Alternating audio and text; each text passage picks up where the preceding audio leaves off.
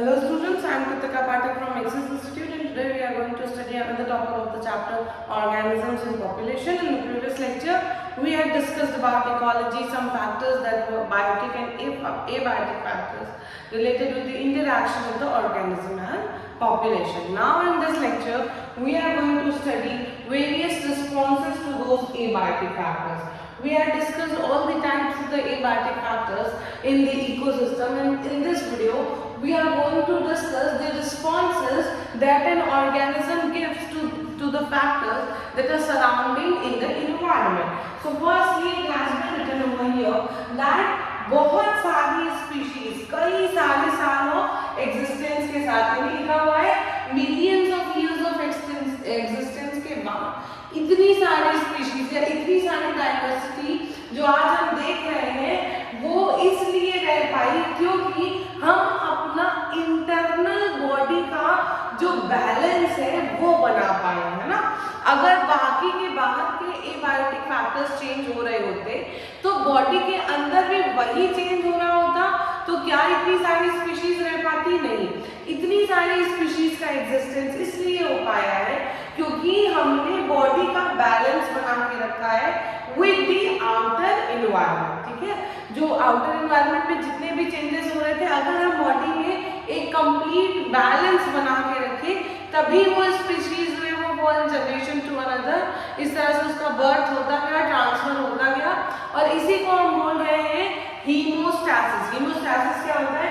हीमोस्टैसिस किसी भी ऑर्गेनिज्म का वो बैलेंस बनाने का, to maintain the constancy of its internal environment, यानी कि एक्सटर्नल एनवायरनमेंट में भले ही कुछ चेंजेस हो रहे हैं, अगर टेम्परेचर चेंज हो रहा है नहीं हो रहा है, लेकिन हमारी इंटरनल बॉडी में अगर टेम्परेचर मेंटेन है तो इसको हम कह रहे हैं कि वो कंडीशन है जब बॉडी ये चाह रही है कि वो आइडियल कंडीशन को अडेप्ट किए रहे, और इसी कंडीशन को हम बोल रहे हैं हीमोस्टैसिस। कि बाहर जो भी चेंजेस हो रहे चलेगा, बॉडी के अंदर चेंजेस नहीं होने चाहिए, क्योंकि बॉडी के अंदर अगर चेंजेस हुए तो हमने लास्ट क्लास में पढ़ा कि एंजाइम्स डिग्रेड होने लगेंगे जिसकी वजह से बाकी के मेटाबॉलिक फंक्शंस डिस्टरप्ट होंगे।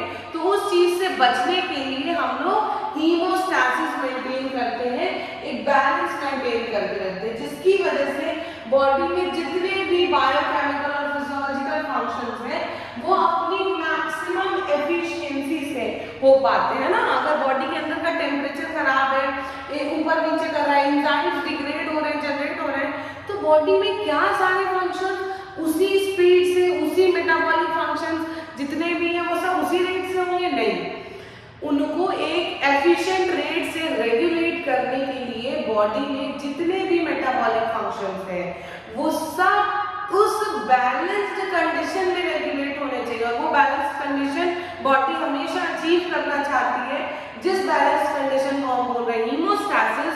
और वो हीमोस्टैसिस मतलब अगर हमने अटेन कर लिया तो हम ओवरऑल क्या है, हमने उस स्पीशीज की फिटनेस देखी कि ये फिटनेस ऑफ स्पीशीज है। अगर इन्वायरमेंटल कंडीशंस बहुत ज्यादा फ्लक्चुएट हो रही हैं उसके बाद भी अगर किसी स्पीशीज के इंडिविजुअल्स में ये कंडीशन मेंटेन है कि वो अपनी बॉडी के इंटरनल टेम्परेचर को या सर्कुलेशन को सब कुछ बैलेंस करके रखे हुए, इसका मतलब they had maintained the homeostasis of the organism. ठीक है, तो जब हमने हीमोस्टैसिस समझ लिया तो हमें तीन तरह के ऑर्गेनिजम्स को पढ़ना है। एक जो अपनी बॉडी में ये हीमोस्टैसिस मेंटेन करके रख लेते हैं, ठीक है, भले ही बाहर जो है टेम्परेचर प्रेशर सब चेंज हो रहा है, लेकिन उसके रिस्पेक्ट में उनकी बॉडी में ना कोई टेम्परेचर चेंज हुआ ना प्रेशर चेंज हुआ, वो उसको मेंटेन करके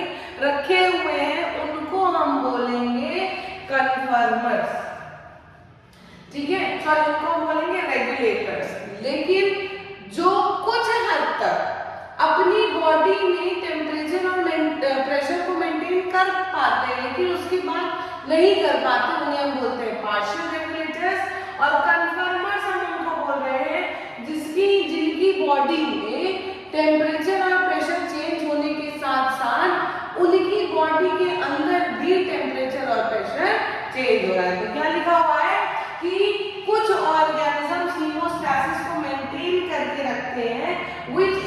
अवस्था, उनकी बॉडी का टेम्परेचर, ऑस्मोटिक कंसंट्रेशन, ये सब बैलेंस रहे, हीमोस्टैसिस मेंटेन रहे, उन ऑर्गेनिजम्स को हम बोल रहे हैं रेगुलेटर्स। ठीक है, तो कन्फर्मर्स किसको बोलेंगे? जो अपनी बॉडी में ये सारी चीजें हीमोस्टैसिस की कंडीशन मेंटेन नहीं कर पा रहे हैं, वही लिखा है उन्हें कन्फर्मर्स कह रहे हैं। और इन्वायरमेंट में ऑलमोस्ट 99% ऑफ एनिमल्स और प्लांट्स सारे कन्फर्मर्स है। दैट मीन्स कि अगर बाहर का टेम्परेचर या ऑस्मोटिक कंसंट्रेशन या प्रेशर चेंज हो रहा होगा तो उनकी बॉडी के अंदर भी वो टेम्परेचर, प्रेशर और ऑस्मोटिक कंसंट्रेशन चेंज होगा। ठीक है, तो लिखा हुआ है कि बॉडी टेम्परेचर उनका एटमॉस्फेरिक टेम्परेचर की वजह से चेंज होता रहता है। एक्वाटिक एनिमल्स की हम बात करें तो लास्ट क्लास में हमने पढ़ा कि अगर कोई फ्रेश वाटर फिश है उसको हम किसी सॉल्ट वाटर में ले आ दिए तो वो एंडोस्मोसिस से उसकी डेथ हो जाएगी। और अगर एक सॉल्ट वाटर की मरीन फिश को हमने फ्रेश वाटर में ले आ लिया तो वो एंडोस्मोसिस से उसकी डेथ हो जाएगी। क्यों? क्योंकि वो अपना ऑस्मोटिक कॉन्सेंट्रेशन जो है वो बैलेंस नहीं कर पा रहे। दैट मीन्स कि वो अपने आउटर एनवायरनमेंट के कंपैरिजन में अपनी बॉडी में एक भी ऐसी कोई कंडीशन मेंटेन नहीं कर पा रहे जिसको हम बोले कि वो कांस्टेंट बॉडी टेम्परेचर मेंटेन कर पा रहे। तो जो कांस्टेंट बॉडी टेम्परेचर या ऑस्मोटिक कॉन्सेंट्रेशन मेंटेन नहीं कर पा रहा है उसे हम बोल रहे हैं कन्फर्मर्स। तो ये लिखा हुआ है कि इनका ऑस्मोटिक कॉन्सेंट्रेशन बॉडी का चेंज होगा with respect to water osmotic concentration. ठीक है, या फिर आसपास की जो हवा है उन सारी चीजों से उनके बॉडी के फ्लूइड्स का ऑस्मोटिक कॉन्सेंट्रेशन चेंज हो रहा होगा, इसीलिए उनकी बॉडी में हीमोस्टैसिस की कंडीशन मेंटेन नहीं रह पाएगी और ऐसे ऑर्गेनिजम्स को हम बोल रहे हैं कन्फर्मर्स। अब बात करते हैं उसको क्या बोलते हैं। देखो बच्चा, अभी तक हमने क्या क्या पढ़ लिया कि ऑस्मोटिक वाटर कंसंट्रेशन को मेंटेन कर पा रहे, तो जो ये हम अपनी बॉडी के अंदर के टेम्परेचर को मेंटेन करते हैं। ठीक है, जैसे कि हमारी बॉडी में टेम्परेचर जो है वो 37 डिग्री सेल्सियस मेंटेन रहता है, वो इसलिए क्योंकि हम अपना टेम्परेचर रेगुलेट कर लेते हैं हीट के रेगुलेशन को। जैसे टेम्परेचर हम नाप रहे हैं थर्मोमीटर से नाप रहे हैं, तो थर्मा का रेगुलेशन यानी हीट का रेगुलेशन हम थर्मो रेगुलेशन बोलते हैं। तो ये ऑर्गेनिजम्स है जिनको हम कन्फर्मर्स कह रहे हैं, इनकी बॉडी में तो थर्मो रेगुलेशन भी नहीं होगा ना। तो वही चीज लिखी हुई कि थर्मो रेगुलेशन इन कन्फर्मर्स के लिए बहुत ज्यादा एनर्जेटिकली एक्सपेंसिव प्रोसेस है। अब ये एनर्जेटिकली एक्सपेंसिव प्रोसेस का क्या मतलब होता है? मतलब कि ये ऐसा प्रोसेस है जिसमें बहुत ज्यादा एनर्जी इन्वॉल्व होती है। हो सकता है कि इतने छोटे ऑर्गेनिज्म के पास इतनी एनर्जी ही ना हो जिसकी वजह से वो अपना बॉडी टेम्परेचर मेंटेन नहीं रख पा रहे। ठीक है, तो ऐसे छोटे छोटे ऑर्गेनिजम्स के लिए देखो क्या होता है ना, एक सपोज एक छोटा सा चूहा है, ठीक है, तो उसकी बॉडी का वॉल्यूम और उसके सरफेस एरिया के रिस्पेक्ट में उसका सरफेस एरिया ज्यादा है as compare to the volume of that small individual. ठीक है, उसका सरफेस एरिया यानी उसकी स्किन के बाहर का एरिया, वॉल्यूम उसके बॉडी के अंदर का मास, तो उसके वॉल्यूम के कंपैरिजन में उसका सरफेस एरिया ज्यादा है, तो उसका कांटेक्ट जो है वो बाहर के एनवायरनमेंट में ज्यादा, तो बाहर अगर ठंडी है तो वो हीट लॉस कर देगा, उसे ठंडी लगने लगेगी, या बाहर बहुत गर्मी है तो वो हीट गेन कर लेगा क्योंकि उसका सरफेस एरिया ज्यादा है उसके वॉल्यूम के कंपैरिजन में। तो यही बात लिखी हुई है कि जो हीट लॉस और गेन का फंक्शन है वो सब सरफेस एरिया के मैटर में चलता है, और छोटे एनिमल्स का सरफेस एरिया उनके वॉल्यूम के कंपैरिजन में ज्यादा होता है, इसीलिए वो बॉडी से अपनी हीट लूज कर देते हैं जब बाहर बहुत ठंडी होती है और हीट गेन कर लेते हैं जब बाहर बहुत गर्मी होती है। ठीक है, तो अब अगर वो ऐसा नहीं करते तो क्या होगा? अगर वो इनका ये हीट लूज हीट गेन का प्रोसेस नेचुरली हो रहा है क्योंकि उनकी बॉडी में ऐसी कोई मेटाबॉलिक रिएक्शंस नहीं रेगुलेट हो रही है जिसकी वजह से वो हीट को जो है वो अपनी कांस्टेंट थर्मो रेगुलेशन मेंटेन कर पा रहे हैं ना, वो नहीं मेंटेन कर पा रहे, इसीलिए हम उन्हें बोल रहे हैं कन्फर्मर्स। अब अब बात करते हैं कि कुछ एनिमल्स ऐसे होते हैं जो कुछ हद तक रेगुलेट कर पाते हैं, मगर उससे ज्यादा अगर टेम्परेचर बढ़ता है तो वो फिर रेगुलेट नहीं कर पाएंगे। ऐसे ऑर्गेनिजम्स को हम बोलते हैं पार्शियल रेगुलेटर्स। ये वो एनिमल्स होते हैं जो अपने एक्सटर्नल एनवायरनमेंट में जो कंडीशन रहेगी, स्ट्रेसफुल कंडीशन, मतलब इसमें उनका सर्वाइवल रेट बहुत कम होगा, उन एनिमल्स में वो कुछ समय के लिए ऐसे अडाप्टेशंस करेंगे, ऐसे चेंजेस करेंगे कि वो ऐसी जो स्ट्रेसफुल कंडीशन है वो बीत जाए, फिर उसके बाद वो आराम से अपनी बॉडी की हीमोस्टैसिस को मेंटेन रख सकते हैं। ठीक है, तो पहला जो ऐसा प्रोसेस है जिसमें वो इस स्ट्रेसफुल कंडीशन को विथस्टैंड करने के लिए करते हैं, वो पहला प्रोसेस है माइग्रेशन। यानी कि किसी भी एक इन्वायरमेंट में जब ऐसी सिचुएशन आती है जब कंडीशन बहुत ज्यादा स्ट्रेसफुल हो जाती है, तो उस समय वो ऑर्गेनिज्म वहां रहने के बजाय किसी दूसरी जगह पे चला जाता है। उस दूसरी जगह पे जाने वाले प्रोसेस को हम बोलते हैं माइग्रेशन। मतलब कि वो जो ऑर्गेनिज्म है that will move temporary from a stressful habitat to a more hospitable area, यानी कि ऐसा एरिया जो उनके लिए ज्यादा कंफर्टेबल हो, वो ऐसे एरिया में उड़ के चले जा रहे हैं। एग्जाम्पल के लिए आप देखो, ये साइबेरियन बर्ड्स होती हैं, जब ये ठंडी में हमारी कंट्री में आती है, जो कोल्डर रीजन्स होते हैं ना, तो वहां पे ये क्यों आ गए? क्योंकि उनकी कंट्री में इस समय गर्मी होगी, तो वो हमारी कंट्री में आ जाते हैं जब ये ठंड का मौसम होता है। ठीक है, फिर वापस से जब यहाँ गर्मी आने लगती है, वो माइग्रेट करके वापस अपने उस कंडीशन में चले जाते हैं। ऐसे टाइम पे वो खुद रेगुलेट नहीं कर सकते थे इंटरनल बॉडी टेम्परेचर, तो उन्होंने अपना एक्सटर्नल इन्वायरमेंट ही चेंज कर दिया। ऐसे एनिमल्स को हम बोल रहे हैं पार्शियल रेगुलेटर्स।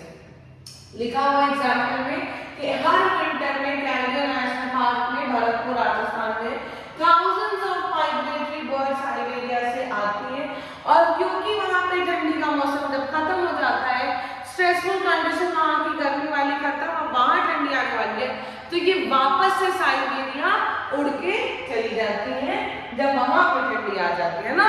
तो इन्होंने क्या किया, इन्होंने अपना स्ट्रेसफुल कंडीशन जो है वो एस्केप कर दिया, अपना एक्सटर्नल इन्वायरमेंट चेंज करके अपना हीमोस्टैसिस मेंटेन किया।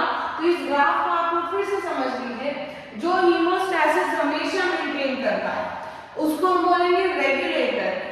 जो हीमोस्टैसिस कुछ हद तक एक्सटर्नल एनवायरनमेंट और इंटरनल एनवायरनमेंट में चेंज हो रहा है, मगर जब उन्होंने अपना एक्सटर्नल एनवायरनमेंट ही चेंज कर दिया, तो वो भी अपनी हीमोस्टैसिस कंडीशन को अचीव कर लिए। और ये कन्फर्मर्स का internal level external level change होने के साथ साथ चेंज होता जा रहा है।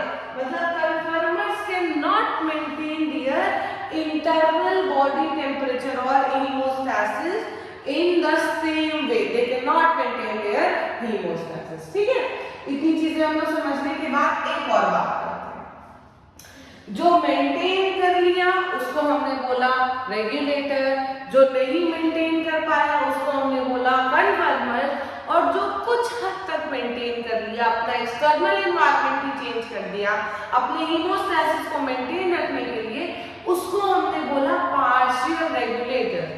मगर ऐसे बहुत सारे ऑर्गेनिजम्स होते हैं जो अपनी बॉडी का हीमोस्टैसिस मेंटेन भी नहीं कर पाते, और ये चाहते हैं कि अगले सीजन में वो जिंदा रहे जब उनके लिए फेवरेबल कंडीशन आए। तो जब अनफेवरेबल कंडीशन आती है तो वो क्या करते हैं, वो अपनी बॉडी के मेटाबॉलिक फंक्शंस को बहुत ज्यादा स्लो डाउन कर लेते हैं, या ऐसा कहो सस्पेंड कर देते हैं अपनी बॉडी के मेटाबॉलिक फंक्शंस को। तो ऐसे ऑर्गेनिजम्स के बारे में हमें पढ़ना है। तो ऐसे काफी बैक्टीरिया, फंजाई और लोअर प्लांट्स होते हैं जो अगले सीजन में डेवलप होने के लिए अपने रिप्रोडक्टिव स्पोर्स या सीड्स के चारों तरफ एक ऐसी प्रोटेक्टिव लेयरिंग बनाते हैं जिसे हम सिस्ट बोलते हैं। वो थिक वॉल्ड लेयरिंग होती है जिसे हम सिस्ट बोल रहे होते हैं, जो उनको हेल्प करती है, उनको शील्डिंग प्रोवाइड कि जब तक ये अनफेवरेबल कंडीशन है वो उस अनफेवरेबल कंडीशन में सरवाइव कर ले, और जब कंडीशन वापस से फेवरेबल आएगी तो वो फिर ये सिस्ट जो है वो ब्रेक होगी, स्पोर्स बाहर आ जाएंगे और इस तरह से इनका रेप्लिकेशन स्टार्ट हो जाएगा, वो नरिश करने लगेंगे, फ्लरिश करने लगेंगे, और वो इस तरह से एक नई लाइफ साइकिल में इंटर कर जाएंगे जब एक फेवरेबल कंडीशन आएगी। लेकिन जब तक अनफेवरेबल कंडीशन थी उन्होंने अपनी मेटाबॉलिक रेट को एकदम स्लो कर दिया, सस्पेंड कर दिया, एक सिस्ट बना दिया, और उसी के थ्रू वो सर्वाइव कर रहे थे। हायर प्लांट्स में क्या हो रहा है? हायर प्लांट्स में यही चीज कौन कर रहा है? सीड्स कर रहा है। देखो बेटा, सीड्स भी रेस्पिरेशन करते हैं। जब तुम कोई एक वेसल लो जिसमें बहुत ज्यादा वो चने वने रखे हुए हैं, उसमें कभी हाथ डालो तो आपको लगेगा वो डिब्बा हल्का सा अंदर से गर्म है, क्योंकि वो रेस्पिरेशन कर रहे हैं, CO2 निकल रहा है, मगर उनके रेस्पिरेशन का रेट इतना स्लो होता है कि उनका वो अनफेवरेबल कंडीशन पास हो जाता है, और जब जर्मिनेटिंग सीजन आता है तो वो जर्मिनेट कर जाता है। तो यही लिखा हुआ है कि जब वो पीरियड है जब उनके लिए स्ट्रेसफुल कंडीशन है, बहुत ज्यादा गर्मी है, बहुत ज्यादा धूप है, तो ये सीड्स जो है उस टाइम पे अपनी रेस्पिरेशन रेट को मिनिमाइज कर देती है, और वो जर्मिनेट करेंगे into new plants when favourable condition will arrive. जब एक फेवरेबल कंडीशन आ जाएगी तो ये नए प्लांट में जर्मिनेट कर जाएंगे, और ये ऐसा इसलिए कर रहे हैं क्योंकि वो कंडीशन जो उनके लिए जर्मिनेशन के लिए पॉसिबल नहीं है, जिसमें उनकी डेथ हो सकती है, उस डेथ की कंडीशन को एस्केप करने के लिए वो उस समय सो जा रहे हैं, और जिस समय वो सो रहा है मिनिमम उनका मेटाबॉलिक रेट जो है उसी स्टेट को प्लांट्स में हम बोलते हैं कि डॉर्मेंसी की स्टेट है। ठीक है, डॉर्मेंसी की स्टेट है जब उनका मिनिमम रेगुलेशन हो रहा है मेटाबॉलिक एक्टिविटीज का। तो प्लांट्स ने तो ये डॉर्मेंसी की स्टेट एक्टिवेट करी। एनिमल्स क्या करते हैं हमको वो समझना है। एनिमल्स जो है जो ना ही अपनी मेटाबॉलिक कंडीशंस को मेंटेन कर पाए, यानी कि ना ही वो रेगुलेटर्स है, ना ही जो अपनी एक्सटर्नल एनवायरनमेंट की कंडीशन को चेंज कर पाए, यानी माइग्रेट भी नहीं कर पाए, और वो चाहते भी नहीं है कि उनकी बॉडी का टेम्परेचर इस तरह से बढ़ता चला जाए, अगर बाहर टेम्परेचर बढ़ रहा है कि उनकी डेथ हो जाए। वो ये चाहते हैं कि जब अगली साल फिर से फेवरेबल कंडीशन आएगी तो वो फिर उस टाइम पे जिंदा रह पाए। तो ये सारी चीजें कैसे वो अटेन कर सकते हैं ना? एक तो रेगुलेट भी नहीं कर पा रहे, पार्शियल माइग्रेशन भी नहीं कर रहे हैं, और चाहते भी नहीं है कि बाहर के टेम्परेचर के साथ उनका भी टेम्परेचर बदले, तो वो क्या करते हैं? वो सो जाते हैं। ऐसे टेम्परेचर में जब उनका सर्वाइवल रेट बाहर निकल के खाना ढूंढना है, बाहर खाना खाना है, रिप्रोडक्शन करना है, वो सब उस टेम्परेचर में पॉसिबल नहीं है, तो वो क्या करते हैं? उस टेम्परेचर में सो जाते हैं कि भैया चलो सो जाते हैं, जब अपना सीजन आएगा तब उठेंगे। तो ये जो एक लंबी स्लीप लेते हैं वो लोग 3-4 महीने की, वो स्लीप डिपेंड करती है ऑर्गेनिज्म टू ऑर्गेनिज्म। किसी ऑर्गेनिज्म का टेम्परेचर रेगुलेशन ठंडी में नहीं हो पाता है, किसी का गर्मी में नहीं हो पाता है। तो जो ऑर्गेनिजम्स ठंडी में अपना मेटाबॉलिक रेट, विंटर सीजन में अपना मेटाबॉलिक रेट स्लो डाउन करने के लिए डीप स्लीप में चले जाते हैं, उन ऑर्गेनिजम्स को हम बोलते हैं कि वो कहाँ चले गए? हाइबरनेशन में चले गए। ये विंटर स्लीप ऑफ एनिमल जब अपनी स्ट्रेसफुल कंडीशंस को हटाने के लिए सो रहे हैं तो उसको हम बोलते हैं हाइबरनेशन। एस्टिवेशन मतलब कि वो गर्मी में अपने स्ट्रेसफुल कंडीशंस को दूर भगाने के लिए, अच्छा गर्मी का दिन जो है वो बीत जाए तब तक के लिए हम सो जाते हैं। तो ऐसे ऑर्गेनिजम्स को हम बोलते हैं कि वो एस्टिवेशन में चले गए। और डायापॉज क्या होता है? ये वो स्टेज है जब अनफेवरेबल कंडीशंस आएगी तो बहुत सारे ऐसे एनिमल्स हैं जो कि अपनी, जैसे प्लांट्स थे, प्लांट सस्पेंड कर दे रहे थे, तो जब एनिमल्स अपना सर्वाइवल या मेटाबॉलिक रेट बहुत स्लो कर रहे हैं, रुक जा रहे हैं, सीड्स के फॉर्म में प्लांट्स कन्वर्ट हो रहे थे, तो ये ज़ूप्लैंक्टन्स एनिमल्स होते हैं, बहुत यूनिसेलुलर एनिमल्स होते हैं जो कि लेक्स और पॉन्ड्स में रहते हैं। ये अपने डेवलपमेंट को इन्होंने भी सस्पेंड कर दिया और इसी स्टेट को हम कह रहे हैं डायापॉज। क्योंकि जब अनफेवरेबल कंडीशन आई तो अपने स्टेट को इन्होंने सस्पेंड कर दिया और इसी